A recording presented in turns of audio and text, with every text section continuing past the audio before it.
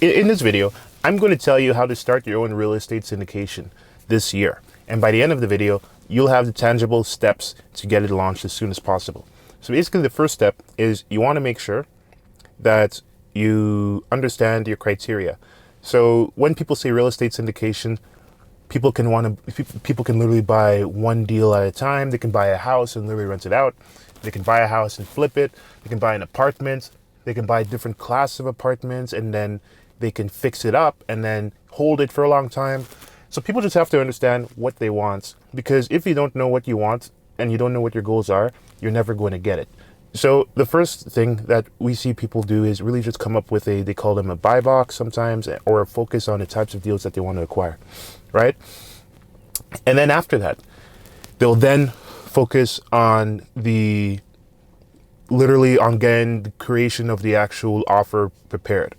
So like, let's say you want to acquire, they call them Class B multifamily value add apartment units in Chicago, right? So that's an example. What you then have to do after you establish your criteria and you say you're going to do value add, you're going to acquire them and then add some value to it, increase rent rolls so that you'll make more money. Then there's a part of actually making the offer. So many people, what I've observed is sometimes they don't know how to reach out to investors to partner with them, but there's actually an official, streamlined, systematized, like regulated way of doing it that is quote unquote high status and protects the investor, because there are a lot of investor protection laws that people have to get in place and make sure that they do it, using the investor protection laws. So the thing is that if people don't do it using those laws and they don't do it the right way, then they risk getting into deep litigation from regulators, and they risk just making people angry.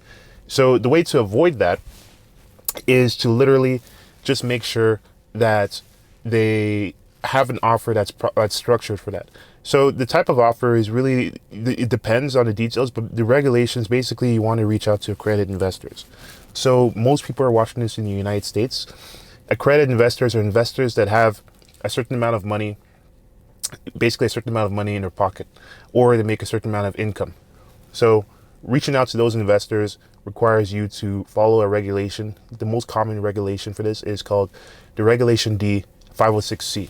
And roughly $1 trillion per month goes through this regulation.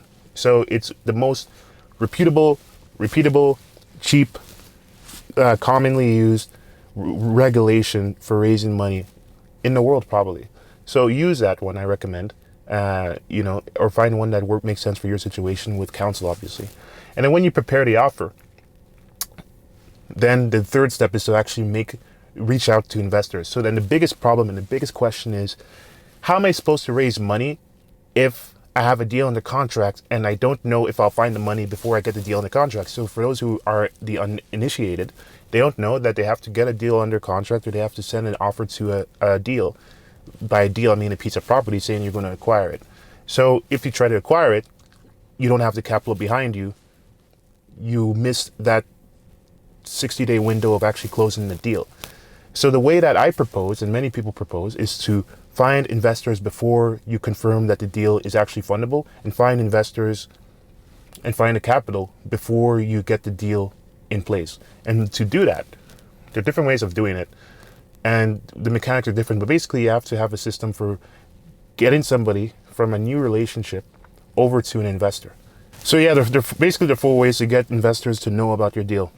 Reach out to people that you know, reach out to people that you don't know. And that's one-to-one. That's a one-to-one communication, or you can do a one-to-many communication where you reach out to people that you know by posting content on the internet, or doing these workshops, events, and things like that in person, or running ads, which are ads to people that you don't know. So you can do that yourself, or you can hire other people to do that for you. And if you do, then, that's literally what investment banks, funding platforms, databases, people you can hire, that's literally all that is.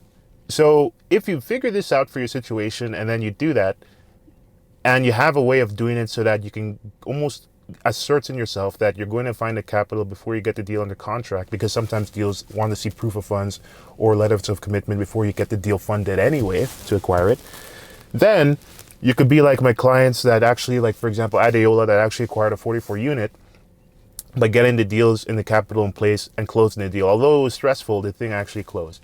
So with this, if this video made sense, hit raises.com, subscribe, and like the video to be entered in all the giveaways, and we'll see you in the next one.